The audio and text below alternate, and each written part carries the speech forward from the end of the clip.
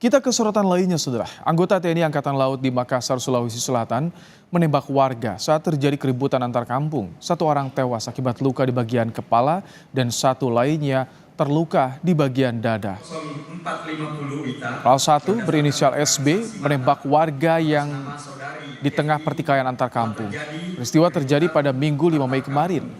Dan Lantamal 6 Makassar, Brigjen TNI Marinir Andi Rahmat menyebut saat menembak, pelaku menggunakan senapan angin jenis PCP yang berada di rumahnya.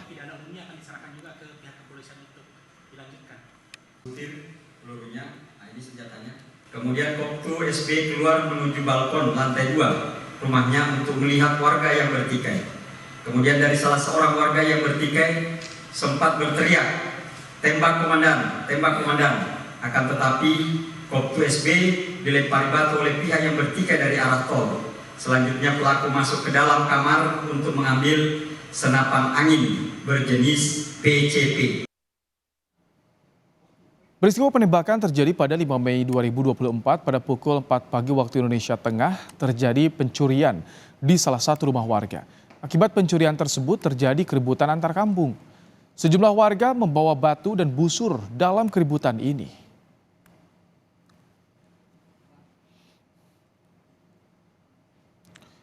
Anggota TNI AL Koptu SB mendapati kaca rumahnya pecah terkena lemparan dari warga yang bertikai. Koptu SB kemudian keluar rumah untuk melihat warga. Seorang warga yang bertikai sempat meminta Koptu SB untuk menembak. Koptu SB kemudian mengambil senapan angin dari dalam rumahnya dan menembak warga yang bertikai dari lantai 2 rumah. 5 menit berselang, Koptu SB turun ke depan rumah dan kembali menembak.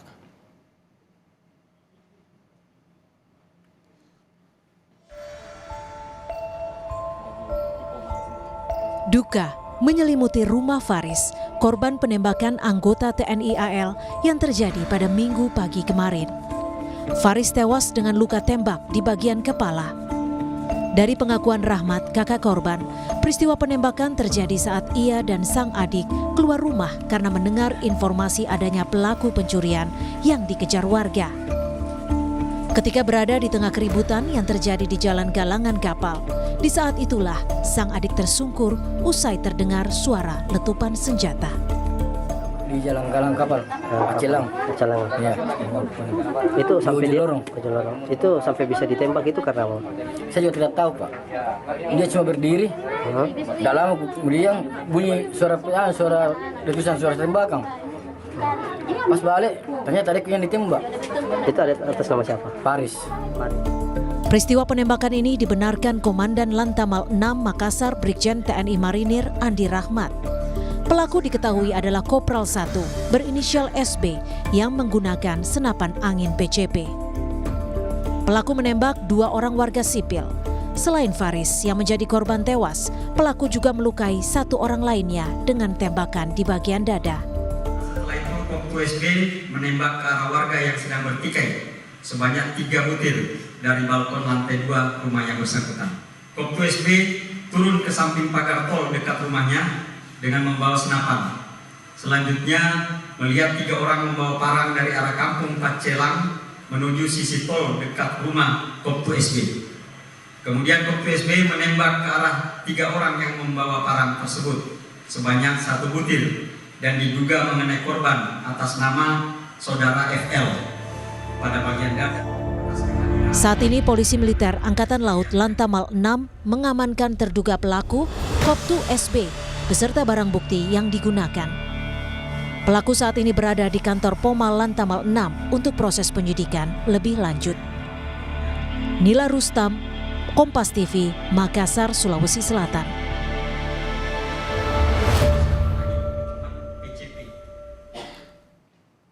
Berawal dari pencurian, kemudian adanya pertikaian warga antar kampung, seorang anggota TNI Angkatan Laut menggunakan senapan angin menembak 2 warga sipil. Kita akan bahas bersama kriminolog Universitas Indonesia, Adrianus Meliala. Selamat petang, Prof. Adri. Selamat petang. Baik, Prof. Andri, apa yang bisa Anda baca dari peristiwa ini? Ada reaksi yang begitu cepat tampaknya dari prajurit TNI Angkatan Laut menembak 2 warga sipil yang tengah bertikai saat itu. Ada 3 hal ya. Pertama, bahwa masyarakat itu sudah berani ya melawan anggota TNI. Dengan kata lain, mereka tidak segan-segan tidak sungkan-sungkan untuk melawan anggota TNI. Yang kedua, diperlukan sekali lagi kepada kita semua kontrol diri, kontrol rasa marah, ya. Sebab kalau kita tidak bisa mengontrol, mengendalikan rasa marah kita, maka begini, akibatnya fatal pada orang lain. Dan yang ketiga adalah bahwa ternyata senapan angin pun itu ketika mengenai bagian-bagian vital seperti kepala, ternyata bisa mematikan. Ya, itu membuat kita lalu menjadi harus hati-hati.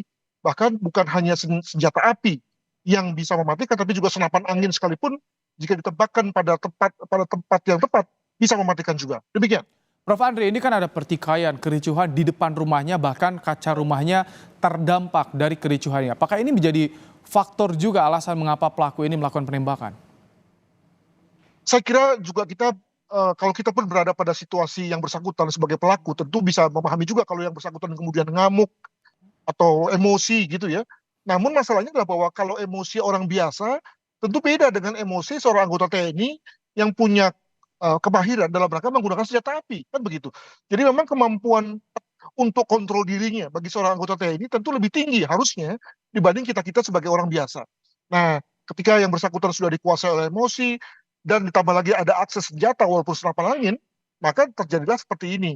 Ditambah lagi mungkin dari pihak masyarakat juga memprovokasi yang bersangkutan untuk kemudian menembak gitu ya, sehingga jadilah dari dia sudah marah, dia punya senjata senapan angin dan punya orang lain yang memprovokasi, maka jadilah kekerasan tersebut. Meskipun tadi ada unsur dugaan, ada unsur provokasi, tapi harusnya kontrol dirinya lebih baik lagi, Prof. Andri. Halo, Prof. Andri. Halo? Ya, meskipun tadi disinggung ada dugaan provokasi dari warga untuk menembak, tapi harusnya ada kontrol diri yang lebih baik lagi dari prajurit TNI Angkatan Laut ini. Itu dia, makanya juga, dan saya juga duga bahwa yang bersangkutan tentu sudah tidak lagi muda ya, dengan kata lain sudah cukup matang secara usia, sehingga lalu memiliki kontrol diri yang cukup tinggi gitu. Tapi ternyata bahwa memang pada situasi tertentu orang yang sudah terlatih sekalipun ya bisa bablas dan kemudian lalu kelepasan. Untuk itu maka kasus ini memberikan satu hikmah kepada kita semua bahwa manajemen rasa marah, manajemen pengendali diri itu adalah sesuatu yang tidak bisa dihentikan begitu saja. Tidak bisa hanya karena dia sudah tua, sudah pernah menerima sekali, lalu kemudian dilupakan. Kata lain perlu terus-terusan dilatih, apalagi khususnya ketika mereka adalah orang-orang yang punya akses pada kekerasan. Ya.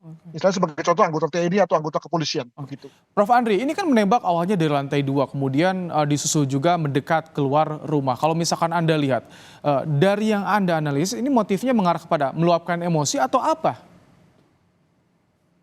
Paling nggak dari segi saya begitu ya, dia meluapkan emosi dan kemudian lalu memilih titik bidik yang pas ya. Nah sekali lagi tentu kalau saya membidik tentu lalu asal-asal saja ya, dan kemungkinan untuk kenanya kecil sekali. Tapi bagi seorang anggota TNI kan tentu beda, apalagi ketika dia memutuskan untuk turun, tentu dia untuk mencari titik bidik yang lebih mematikan ya. Dan itu yang terjadi pada kasus di mana ada anggota masyarakat yang kemudian terbidik kepalanya dan langsung kemudian terkapar.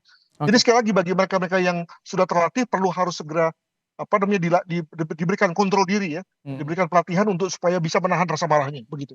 Jadi biasanya ketika ada pertikaian, ada kericuhan antar warga, bagaimana sebaiknya aparat bersikap agar kejadian seperti ini tidak terulang? Paling tidak adalah dia harus stay away ya, dia harus menjauhkan senjatanya. Sebab kalau orang misalnya hanya dengan kata-kata ya sudahlah, kalau kata-kata sekotor apapun tentu tidak mematikan gitu ya. Tapi kalau dia sudah mulai punya menggunakan senjatanya, maka tentu lethality atau kekerasan yang diakibatkan tentu bisa lebih serius ya. Untuk itu maka senjata itu senantiasa kita harus jauhkan dan tidak digunakan dalam berbagai konteks-konteks domestik ya di masyarakat begitu. Baik, terima kasih Prof. Adrianus Meliala, kriminolog Universitas Indonesia, telah berbagi pandangan dalam program Kompas Petang sore hari ini.